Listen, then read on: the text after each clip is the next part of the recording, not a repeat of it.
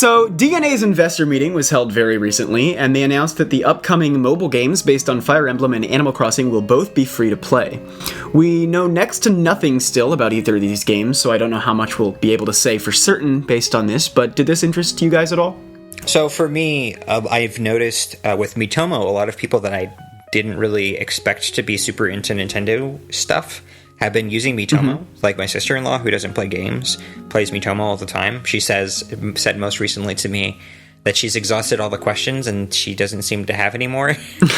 Yeah. So I could see Animal Crossing being free to play being a good sort of graduate step for her as a sort of Nintendo mobile gamer. Okay. And so I don't think that would have been the case had it been a pay-to-play game.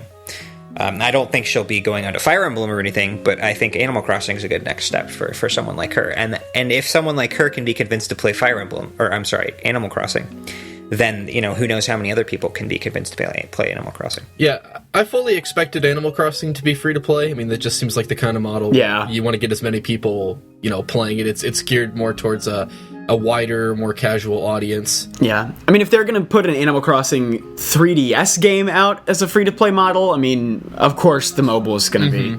Yeah, I mean, they had already tested the waters. Yeah. Now, with Fire Emblem, I kind of expected maybe some sort of payment model, but I don't really know how you would go about implementing that. Maybe you can, buy unbroken weapons. What's that? Pay to get... Well, so Fire Emblem has, the older games, not anymore as of Fates, but older ones had the weapon durability, so I'm thinking maybe you could, pay to recover weapon use, regain it over time, but you can pay 99 cents to get, unlimited for a day, something like that. Yeah, so I think it's interesting that, Nintendo has said that they're planning to launch 5 mobile games, and that they'll use various different payment models, including some where you just, pay at launch. But so far, first 3 are all free to play. So either they've changed their minds, or they're saving the sort of more experimental payment models for later in the year.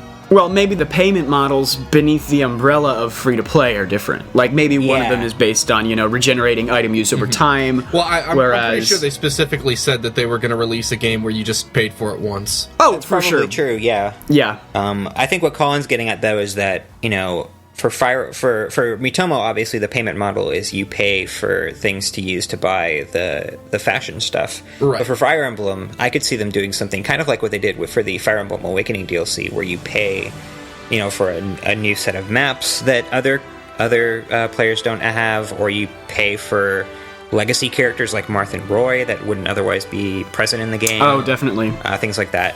And so in that sense, what you get for the payment will be different between these games, of course. Yeah, and then I think something like Animal Crossing can work on a payment model of, you get... What I think would be fantastic is you get to, the mobile app is you design stuff kind of like Happy Home Designer, or you get all these menus where you can basically visit any of the shops where you customize your clothes, or you customize your hair.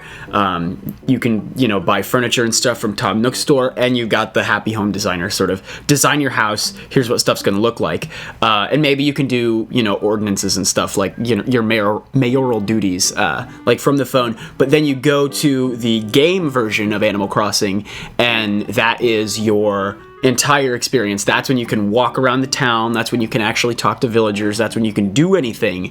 But all the sort of little customization stuff you can do on the fly on mobile. And I think that if they do a model kind of like that, then they can use that to introduce a ton of customization options and have some of them, offered at more of a premium level. I can't imagine anything being expensive, but I can definitely see them saying something like, hey, well, you are 50,000 bells in debt to Tom Nook. If you want to keep working for him for another month, go ahead. Or if you want to just stop right now and get your nice house, then, pay us $5. Yeah, Tom Nook was my immediate thought for Animal Crossing. Because I think... Animal Crossing, of all franchises already, is very suited to microtransactions, just because it's not a game where the online connectivity is competitive in any way. So it really just is a matter of you buy stuff. That's what Animal Crossing itself is about. So I could see that definitely being the easy thing to expect. But I think also even the smaller things like clothing items, maybe you spend 50 cents and get an item from the clothing store or something like that. Yeah.